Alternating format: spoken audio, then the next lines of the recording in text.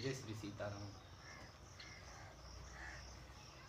योग वासिष्ठ महारामायण भगवान वशिष्ठ जी के चरणों में बैठे हुए राजकुमार श्री रामचंद्र जी। अभी क्यों बोल रहा हूँ श्री रामचंद्र जी राजकुमार? अभी राजकुमार के रूप में भगवान जो ऋषियों के श्राप की वजह से इसी पर राजकुमार बना है। सनत कुमार जी के श्राप लगे थे भगवान विष्णु जी को, नारद जी का भी श्राप। कितने बड़े कहानी जुड़ा हुआ है, पूरे शाखा प्रति शाखा अनंत। अभी भगवान वशिष्ठ जी के ज्योत से राम जी का ज्योत जगेगा। तब भगवान राम जी बोलेंगे, हे गुरुदेव, अब मुझको ऐसा लग रहा है कि अब मैं मानो दूसरा वशिष्ठ बन गया हूँ। जब दूसरे दीपक से जब बिना जली हुई दीपक से जब जल जाता है, प्रज्वलित हो जाता है, तो वो भी पूर्ण दीपक हो जाता है। ऐसा इसमें समझाने का प्रयास है।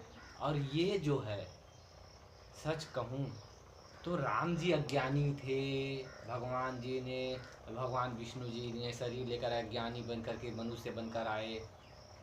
आप ऐसा मत समझना, ये समझना कि हम अज्ञानी हैं, हम भी भगवान के ही अंश हैं, और हम अज्ञानी बन करके मनुष्य जीव के रूप में भी हम दुखी और सुखी हो रहे हैं। तो भगवान राम जी ने हमको ही मुक्त करने के लिए, हमको रास्ता दिखाने के लिए, सब संतों के और भगवान विष्णु जी की कृपा से हमको ये योग वशिष्ठ के रूप में हमको अमृत और ऐसा नौका मिला हुआ है जिसे संसार सागर से हम सहज पार जा सकते हैं।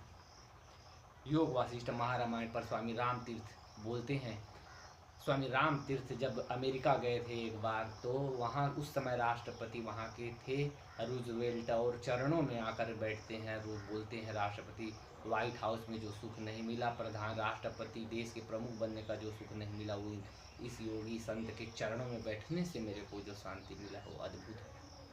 और वो ऐसे संत स्वामी राम तीर्थ महाराज बोलते हैं, योग वशिष्ठ का कोई अध्ययन करे और नीच कर्मों का त्याग कर दे तो वो परम मुक्त आत्म साक्षात्कार प्राप्ति कर सकता है।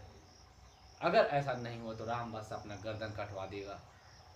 ये हमको विश्वास दिलाने के लिए कह रहे हैं संत कि हम भी अपना नैया पार लगा लें।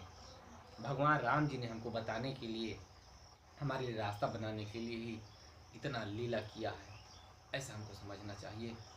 भगवान को अज्ञानी बन गए, भगवान को लिए अज्ञानी बन जाना, ये सब लीला ही समझिए, परंतु कल्याण तो इसमें हमारा। भगवान ने लीलाएं किए पर इसमें कल्याण हमारा है। इस ग्रंथ में इतना मनोरंजक कहानियाँ हैं, इतना आनंद देने वाले इसमें प्रसंग हैं।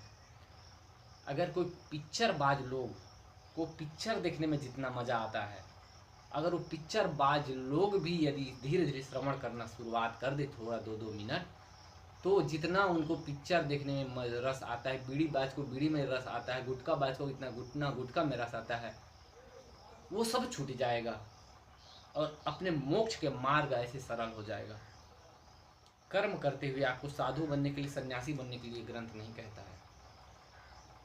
भगवान राम, भगवान कृष्ण, राजा जनक, सबसे बड़े संत, सबसे बड़े ज्ञानी, सबसे बड़े साधु के रूप में वही है, और राज्य करते हैं, युद्ध करते हैं, सेनाओं को सीधा सीताराम खत्म। युद्ध में तो मार ही काट होता है, थोड़ी वहाँ सम्मान करने जाते हैं।